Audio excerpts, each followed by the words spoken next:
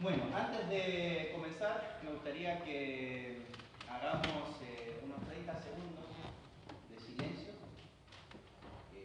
Algunos si quieren pueden cerrar los ojos.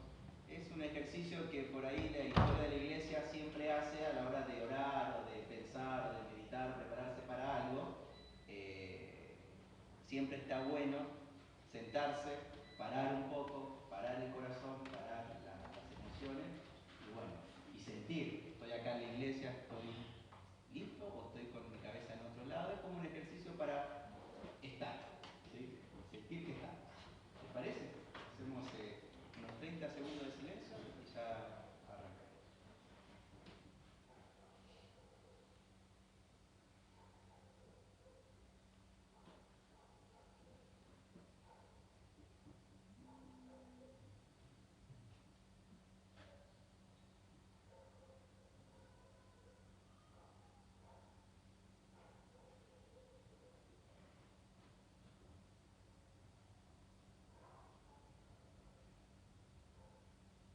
Querido Dios, hoy queremos en esta actitud de silencio, de escucha, colocar también nuestro corazón en esa sintonía.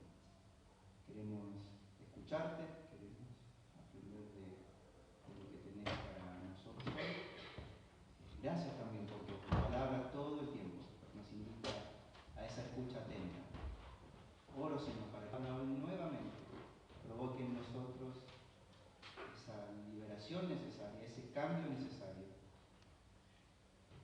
Danos, Señor, sentido pleno a la vida, a nuestra práctica por medio de tu palabra. Oramos, Jesús, para que vos que sos esa palabra hecha carne, también te encarnes en nosotros, en nuestras prácticas, en nuestras miradas, en nuestra manera de abrazar, de acompañarnos. Queremos, Señor, que avives nuestra vida, nuestra comunidad del templo, pareciéndonos más a vos como cantábamos recién. Queremos conocerte, Señor, para que nuestro imitarte sea un imitar bueno y para que el mundo te conozca. Gracias, Jesús, gracias por invitarnos a ser tus hijos, tus hijas. Gracias por buscarnos, por llamarnos, por tocar nuestra puerta, decir nuestro nombre e invitarnos a seguir. Estamos eternamente agradecidos por librarnos, Señor, de la soledad de la vida, del aislamiento de la vida, e invitarnos a vivir la vida en comunidad con otros, que nos dan sentido, nos dan alegría, nos dan en qué ocuparnos. Gracias, Señor, por nuestros hermanos y hermanas que hoy hablan de vos. Gracias, Jesús, porque te haces presente en cada rostro hoy esta mañana. Gracias, Jesús, por cada historia que hoy converge en esta capilla. Gracias porque en esas historias has estado vos. Y hoy te reconocemos como Señor también de nuestras vidas, de nuestros pasos, de nuestra historia, de todo lo que somos y tenemos. Gracias, Jesús, por hacerte presente entre nosotros hoy. Amén. Amén. Bueno, los que estuvieron a la mañana, lo siento, van a tener que escuchar nuevamente el mismo sermón. No lo escribí completo, así que 2 o 3 palabras van a ser distintas. ¿Está bien? Y no quiero dejar pasar este mes sin hablar un poquito sobre por qué somos este tipo de iglesia y no otra. Y para eso quiero pensar un poco en algunos principios y voy a tratar de que no sea muy tedioso ni aburrido, por favor. ¿Sí?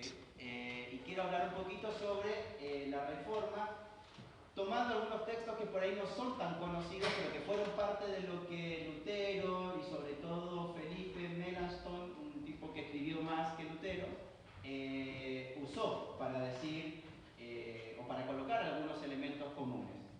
No traje el libro acá, pero hay un librito de Felipe Melanchthon que se llama Los y Comunes, que tiene que ver con las cosas o los lugares comunes que tenemos. Entonces él, al definir su doctrina o por dónde iba a ir la iglesia protestante, colocó estos elementos comunes. Y ahí encontré 2 textos o 2 versículos bíblicos que me parecen muy lindos, son conocidos, para trabajar un poquito esto de la sola gracia, sola fe o la justificación por medio de la fe en Jesucristo, como dice nuestro hermano Martín Lutero. Quiero que busquen, por favor, en 2 de Corintios, y se me olvidó decirte los textos, decírselo a alguien para que lo lea. Así que si alguien lo quiere leer, que lo lea ahora, o calle hasta otro domingo. Segunda de Corintios, capítulo 5.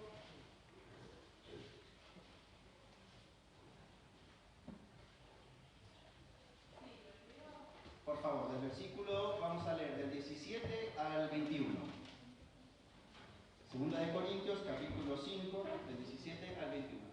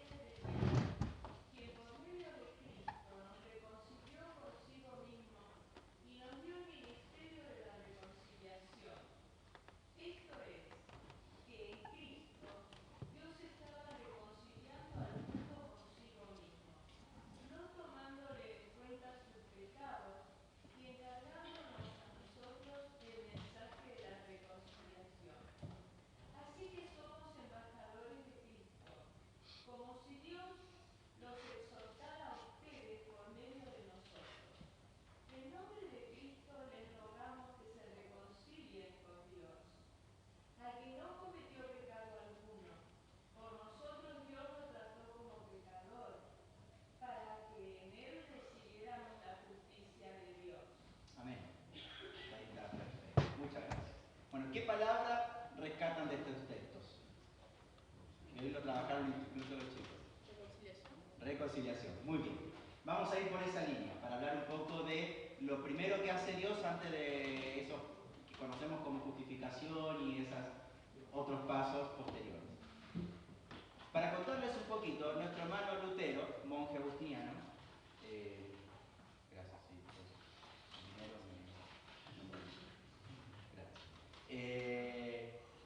vivió una vida muy atormentada, apasionado por conocer quién era Dios. Nunca pudo disfrutar, o hasta el momento de la Reforma por lo menos, en el año más o menos 1517, o por ahí, de un Dios misericordioso, algo que por ahí, tanto ustedes como yo, hoy entendemos, un Dios de gracia, y creo que no hemos ido, ¿no?, demasiado al otro extremo para poder encontrar un punto medio que está bueno. Pero a Martín Lutero le costaba mucho entender de que este Dios amoroso realmente se pudiera vincular con él de manera misericordiosa, paciente y amorosa. Estaba muy metido el concepto de la justicia de Dios, un Dios que es justo, que tiene ira, y Lutero vivió toda su vida con mucha culpa. Incluso hoy a la mañana cantábamos un himno, Castillo Fuerte, que si nos ponemos a analizar, habla más de cómo el diablo lo ataca a él, y creo que la última estrofa, la última estrofa habla de un Dios poderoso que lo ayuda a vencer esas luchas que tiene. Entonces, Martín Lutero, este flaco tan conocido, tuvo estas tensiones. ¿Sí? Se dice que, o sus historiadores cuentan que tenía altos y bajos, momentos de depresión, de angustia, se la pasaba metido en el confesionario, por las dudas, no porque hubiese hecho algo malo, sino que por las dudas iba y le contaba al curita más o menos todo para poder sacarse esa culpa tan atroz o angustiante que tenía en sí. En su camino, lo invitan a ser profesor en Wittenberg. Gracias. Bueno, y en ese camino él comienza a dar una cátedra de Romanos, y es allí donde él se encuentra con un texto tan conocido para nosotros que es el justo por la fe vivirá, Romanos 1:17, tomado de Abú, capítulo 2, versículo 4. Y ahí Lutero comienza a hacer todo un camino, porque ya no daba más con este peso que por ahí la iglesia sacramental, que hasta ese momento tenía el monopolio de lo que era ser iglesia y lo que era mediar la gracia de Dios para los hombres, le generaba a él. La Santa Cena, ¿sí?, matrimonio, todos estos sacramentos de la iglesia, y había un sacramento que era la penitencia, ¿sí?, cosas que tenían que hacer para poder pedirle perdón a Dios, para pasar después al purgatorio, y que en el purgatorio más o menos sea un trámite, te firman la visa y puedes salir hacia el cielo o hacia otro lado. ¿Está bien? En ese camino, la penitencia, en aquel momento se había hecho algo muy pesado, muy tedioso. Y por ahí, cada vez que cometías un pecado y tenías que hacer penitencia, tenías que volver a ese rito sacramental para poder pedir perdón. Entonces, frente a esa duda de cuánto duraba el perdón que me daba cumplir con la penitencia, es que surgen las famosas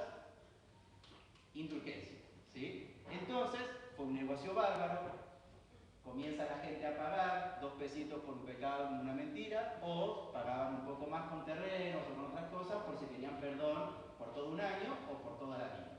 Entonces ahí la Iglesia Católica, nuestra Iglesia en ese momento, así que no nos digamos a los católicos, sino que éramos también parte de eso, comenzó a cobrar por ese rito sacramental del perdón de los pecados o la penitencia, por medio de las indulgencias. Y con eso construyeron, ya sabemos, varios templos, entre ellos la Basílica de San Pedro, el Vaticano. ¿Bien? En ese contexto, Lutero, no solo Lutero, sino Lutero como heredero también de otras voces que ya venían criticando a la Iglesia, no para que haya otra Iglesia nueva y distinta, sino para reformar y cambiar aquello malo que estaba pasando, es que Lutero, y cuentan algunas anécdotas, tomaba una cerveza, la reforma se venía dando, ¿sí? Porque era alemán el muchacho, así que tomaba cerveza. ¿Sí? Entonces, en ese camino, Lutero descubre de a poquitito, leyendo la Biblia, Romanos, de que su sola fe puesta en Jesucristo era suficiente para poder acercarse a Dios y encontrarse con Dios desde otro lugar. Ya no es el sacramento y el rito, sino que Lutero ahora descubre una cuestión que pasa por un vínculo y una relación. Nadie ahora media mi vínculo y mi relación con Dios. Ahora mi poca fe es suficiente para creer o no en el sacrificio de Jesús y desde ahí hacer un salto.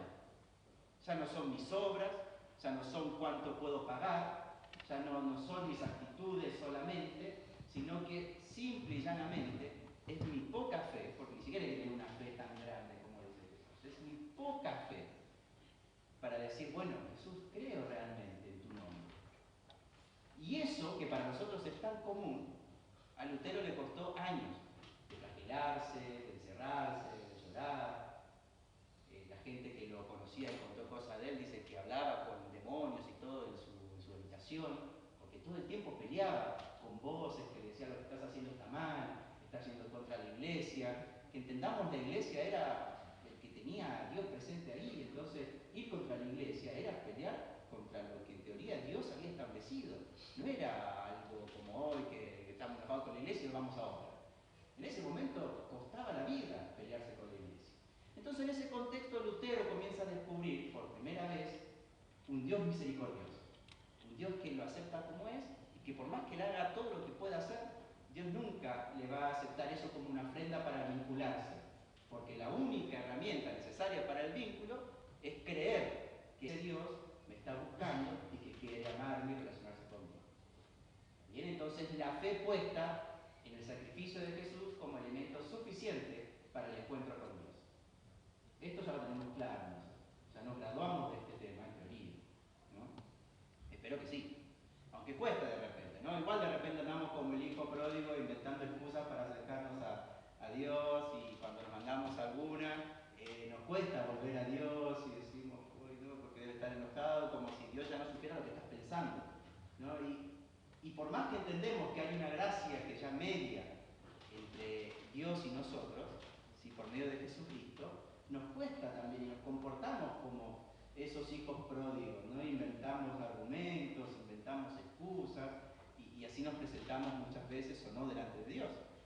Y de esto nos damos cuenta porque si se ponen a analizar de repente personas que se acercan y amigos que vienen y comienzan a darte todo un argumento a justificarse. Y de repente con que no pude. ¿No? Ahí hay un sujeto que está libre de toda culpa. No quise. Bárbaro. No tenés por qué decirme por qué no estuviste. ¿Se entiende? Entonces de repente nuestra práctica de la justificación por fe y por gracia, aún entre nosotros, entendiendo que la gracia es suficiente, nos cuesta practicar. Imagínense a nuestro hermano Lutero. ¿Sí? Bueno, en ese camino, Lutero, para hablar de la justificación, llega a Romanos. Pero antes de Romanos, Pablo ya había hablado de eso, escribiendo, por ejemplo, Corintios. Y en Corintios encontramos la palabra reconciliación. Reconciliación, en la Biblia tiene muchas variantes. Por ejemplo, está la cuestión jurídica, ¿sí? de dos hombres en alguna disputa y hay una reconciliación. También la cuestión más del hombre haciendo una ofrenda para reconciliarse y apagar las iras de Dios, la ira de Dios o los dioses. Y también está la reconciliación más bíblica, que tiene que ver con una iniciativa de Dios de querer reconciliarse con el hombre, y un hombre que reacciona frente a esa iniciativa. Entonces la palabra reconciliación en la Biblia está teñida de ese corte, de un Dios que toma la iniciativa y que quiere reconciliarse con el ser humano para volver a vincularse con él. Y el hombre, en consecuencia, responde a esa iniciativa de Dios. No es al revés. Ya pasó ese momento de nosotros hacer algo para acercarnos y que Dios nos dé su favor. Dios ya tomó la iniciativa y ahora nosotros respondemos a esa iniciativa. ¿Está bien? Es como aquellos que pretenden seguir, yo oro un montón. ¿Está bien? Vos estás respondiendo a la gracia de Dios que te busca y te invita a orar. No es que te nace. ¿Se entiende? Dios coloca el querer como el hacer. Entonces, en esta respuesta a la palabra reconciliación, iniciativa de Dios, que a todo esto nuestra iglesia, que es en ese sentido más reformada, estamos muy aclarados de este tipo de conceptos, ¿no? Dios que se acerca y nosotros respondemos. Es que Pablo hace un juego de palabras que me parece interesante que analicemos brevemente. Dice que Dios estaba en Cristo reconciliando consigo al mundo.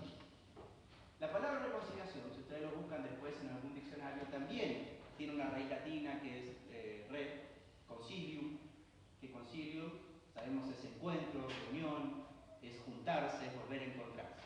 Entonces también tiene esa mirada que me parece válida. Reconciliar en definitiva sería volver a encontrarnos. Que aquello que no se pudo juntar, ahora esté junto. Que aquello que quedó por fuera de ese concilium, ahora sea parte de este encuentro. Reconciliar tiene que ver con volver a juntar, con volver a reunir, con volver a convocar y a encontrarse. Dios estaba en Cristo reconciliando al mundo. Entonces ahí me hice una pregunta, ¿de qué manera Dios estaba en Cristo reconciliando al mundo? Gracias a Dios tenemos 4 evangelios que más o menos nos muestran un poquito cómo fue Jesús el Cristo, qué hizo para que después Pablo diga, Dios estaba en ese Jesús el Cristo reconciliando al mundo.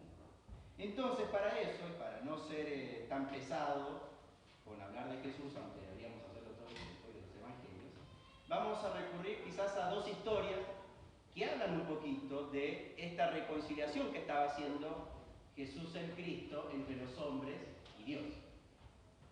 ¿Se comprende hasta acá el hilo? Lo tengo clarísimo, pero no sé ustedes. Muy bien.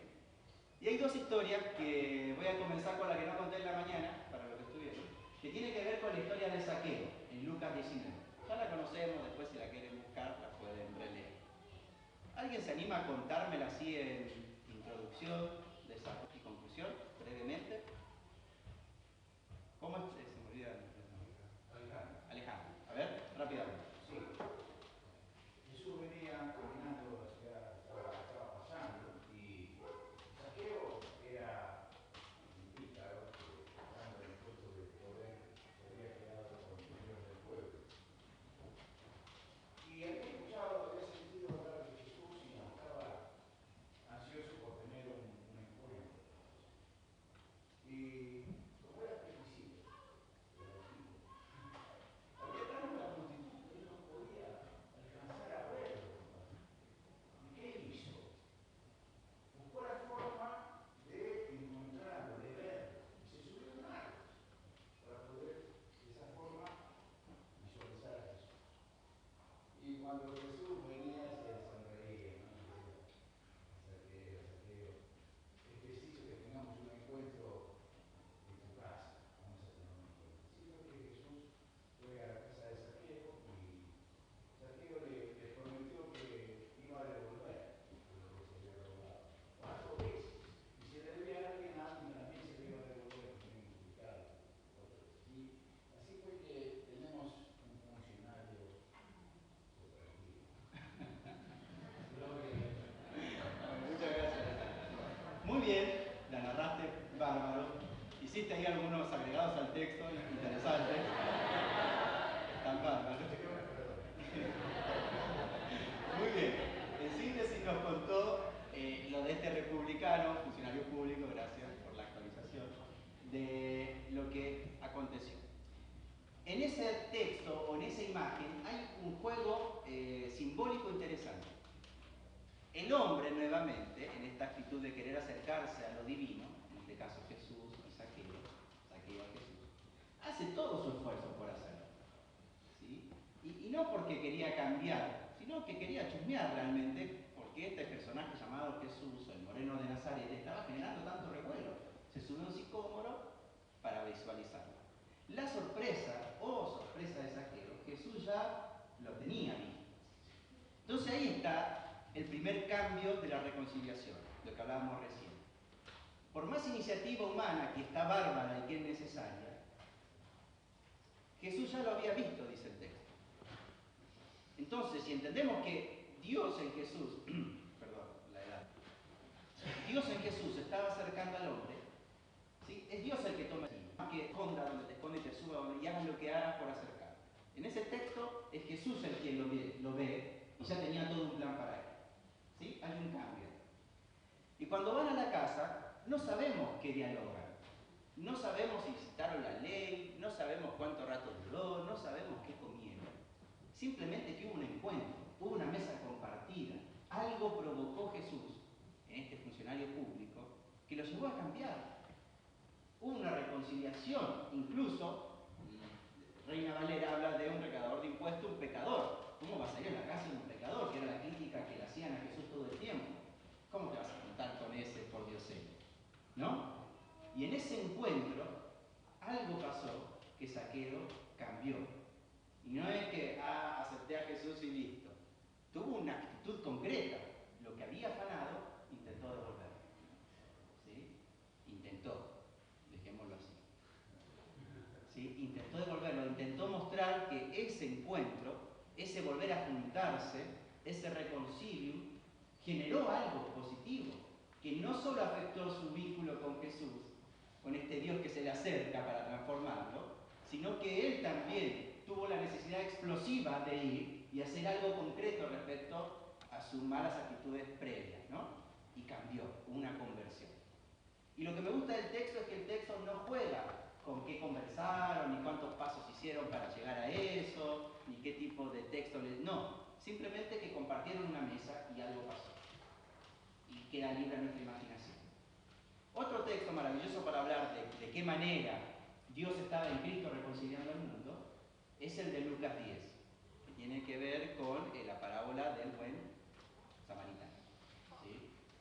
Esa es muy larga, así que no se las voy a pedir que la narren, lo voy a narrar yo.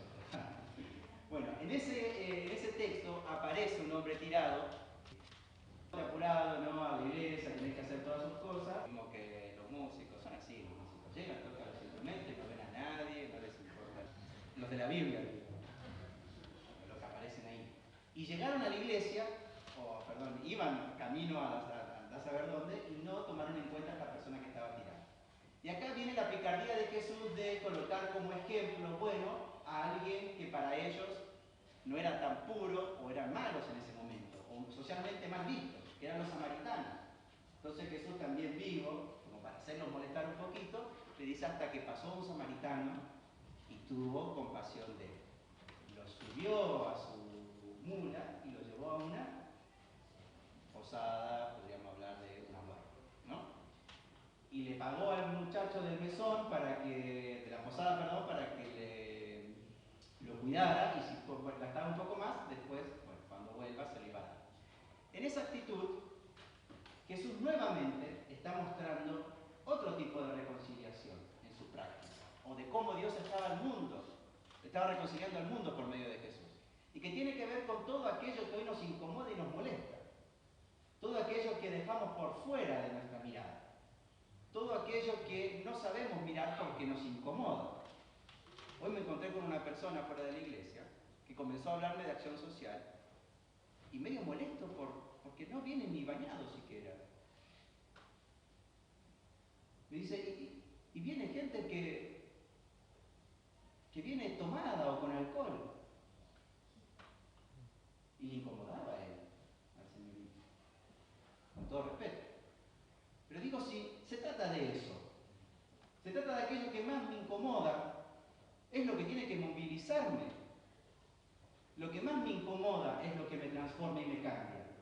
Cuando yo estoy cómodo, cómoda, cuando todo lo que me acontece a mi alrededor parece bastante bueno y positivo, no hay lugar a cambio. Mi estantería queda ahí, tranquilita, pero los chilenos que estamos acostumbrados al terremoto, que se nos mueva la estantería, es necesario para poder crecer, para saber por dónde escapar, dónde ir, qué hacer, qué medidas tomar.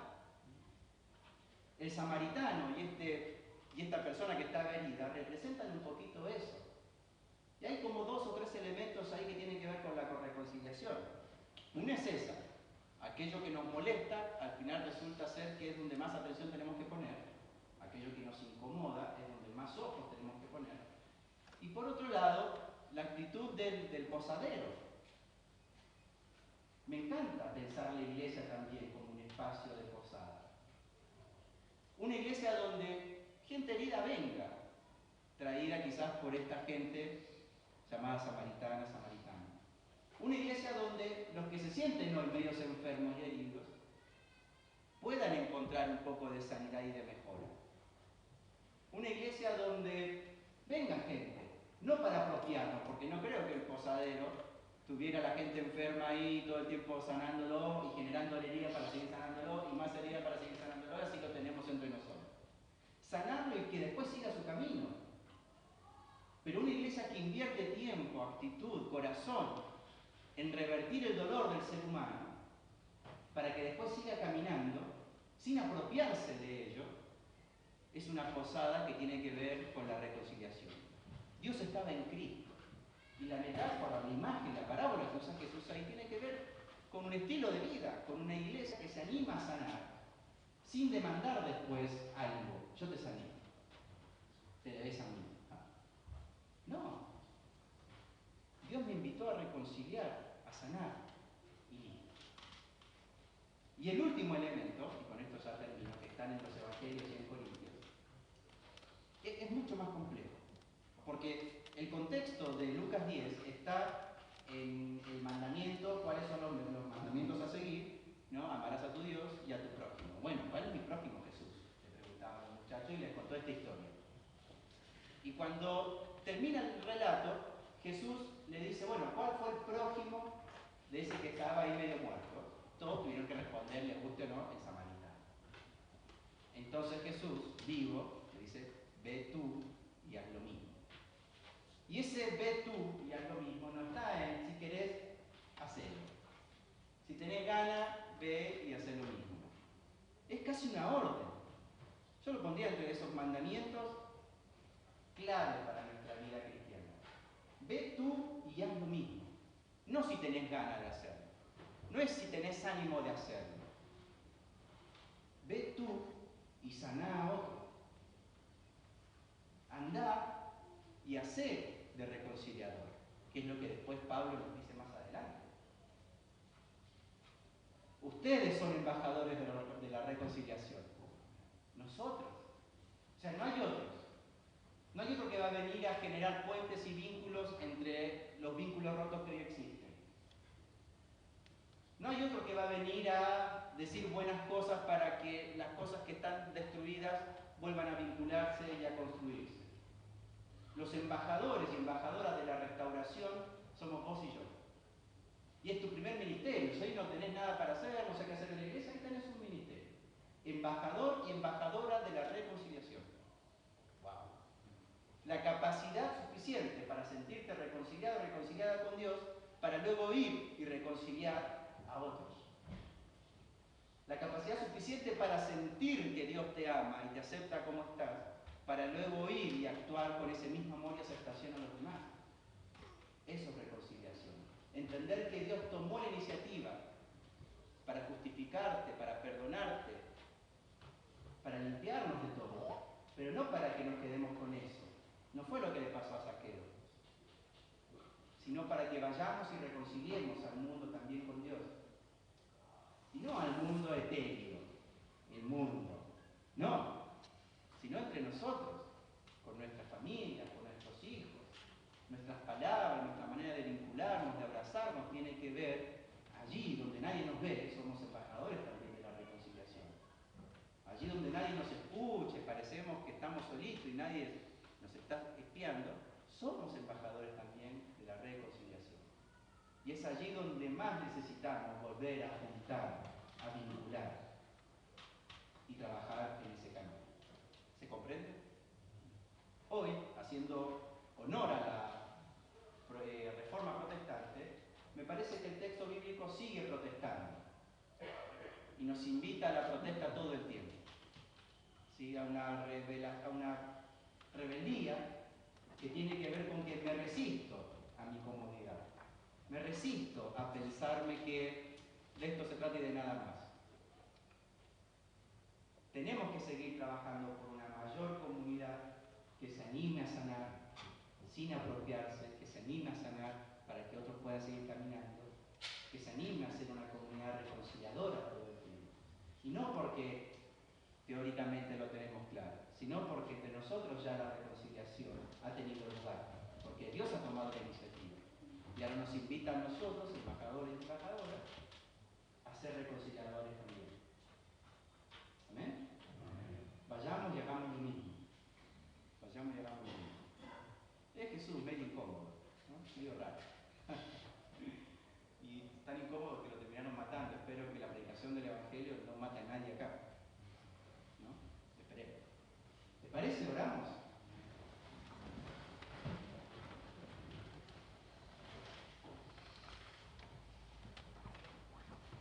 Y pensando en esta idea de la reconciliación, yo veíamos con los adolescentes en la escuela bíblica, que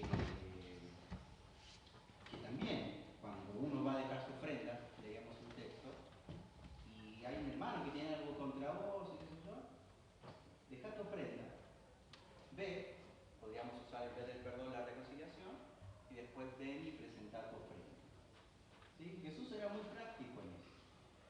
Muy práctico que llega a incomodar, tan práctico que llega a doler, ¿sí?